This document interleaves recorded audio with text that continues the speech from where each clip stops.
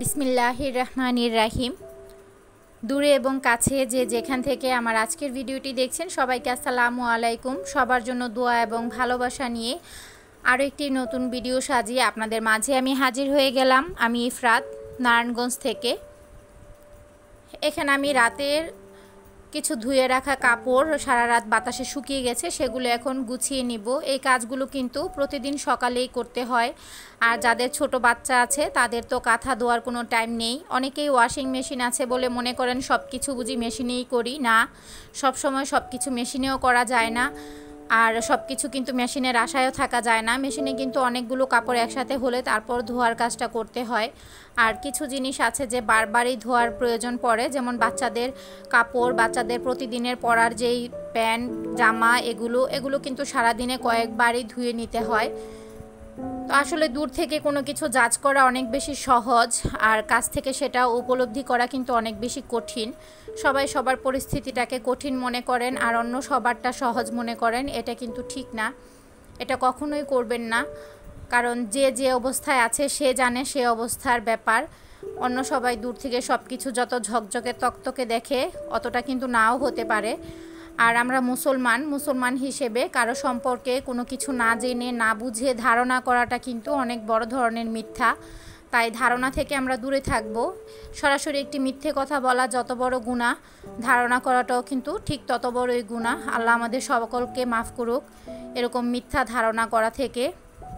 দেখুন কি করছে সে, ড্রেসিং টেবিলে সব নামিয়ে ফেলছে।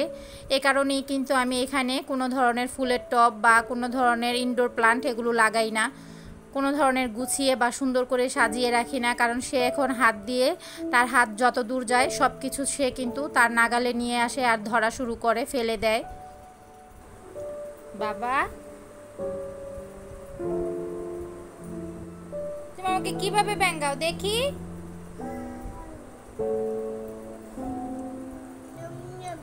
Yam yam yam yam yam yam. মাথা কই মাথা? পেট কই পেট? ডাইপার রাখো। সাইফানের কান কোথায় কান? নাক কোথায় নাক? দাঁত দেখি দাঁত দেখি। এই তো সুন্দর দাঁত। চোখ দেখি চোখ, চোখ দেখাবা না? পা কই পা? এখানে পা, এখানে। আমার বাবা কোনটা? আমার বাবা কোনটা? আমার বাবা।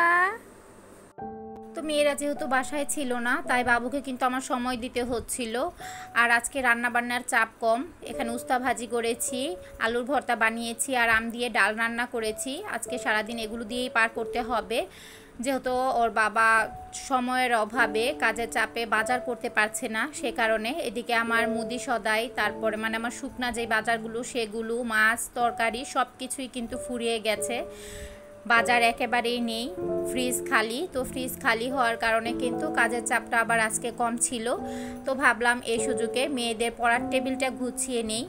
যদিও মেয়েদের পড়ার টেবিলটা ওরকমভাবে কোনো কিছু দিয়ে ডেকোর করা না, যেমন অনেকের ঘরে জায়গায় জায়গায় ফুল, বিভিন্ন গাছ, বিভিন্ন আর্টিফিশিয়াল ফ্লাওয়ার এগুলো দিয়ে কিন্তু সাজানো থাকে।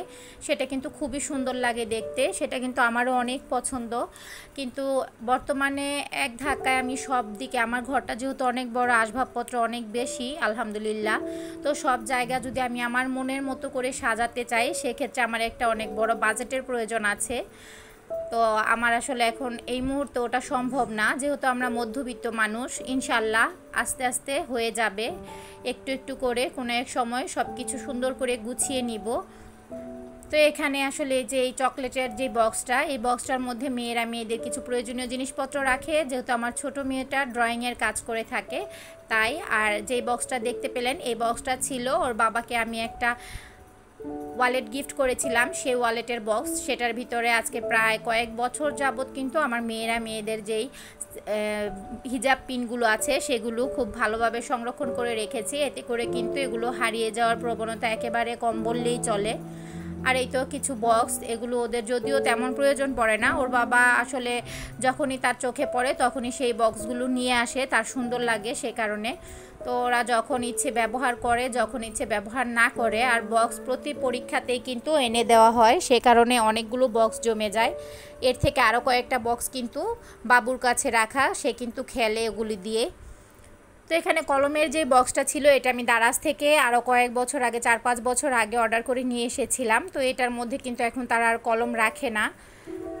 আলহামদুলিল্লাহ, আমার বাচ্চারা কিন্তু ছোট হলেও তাদের বই অগুছানো করে রাখে না। এই তো দেখতেই পেলেন ভিতরে কিন্তু দুনো বোনের বই খুব সুন্দরভাবে তারা গুছিয়ে রেখেছে। জাস্ট উপরটা একটু নোংরা হয়, একটু এলোমেলো হয়ে যায়, সেটা কিন্তু ওরাও গুছাতে পারে।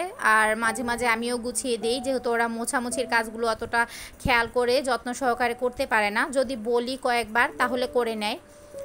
তো আমি ভাবলাম যে আজকে আমি এটা পরিষ্কার করে দিই, কিছুটা ঝামেলা কমিয়ে দিই। উপরে অনেকগুলো তেলের বোতল জমিয়ে ফেলেছে ওর বাবা আসলে এই রুমে থেকে অফিসে যাওয়ার জন্য প্রস্তুতি নেয়। তো তার এগুলো এই রুমেই থাকে, ড্রেসিং টেবিল পর্যন্ত আর যায় না। ড্রেসিং টেবিলের রুমে মেয়েরা ঘুমিয়ে থাকে রাতে সকালে, তো সেই কারণে এখানেই রাখা হয় তার সুবিধা মতো।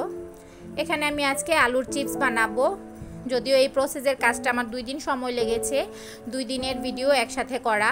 তো সেজন্য আমি কিন্তু এখানে বড় সাইজের কয়েকটা আলু নিয়ে নিয়েছি, 1 কেজির উপরে হবে।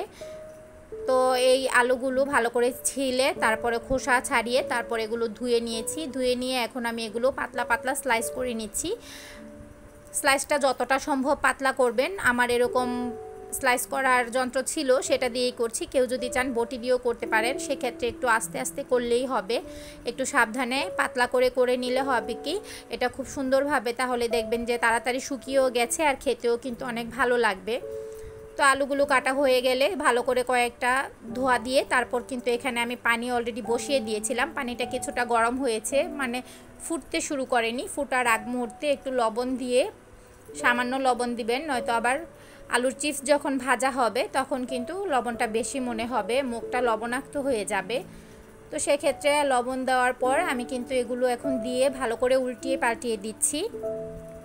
আমি আসলে এই কাজটা অনেক দিন আগে করতে করতে কিন্তু রোদ চলে গেল। আর রোদ চলে যাওয়ার পর আমার মনে হলো যে আমি এগুলো করি, সময় সুযোগ পেলাম। আমার মেয়ে বারবার বলছিল যখন রোদ চলে যাবে তখন দেখবা যে তুমি এগুলো করার সময় হবে।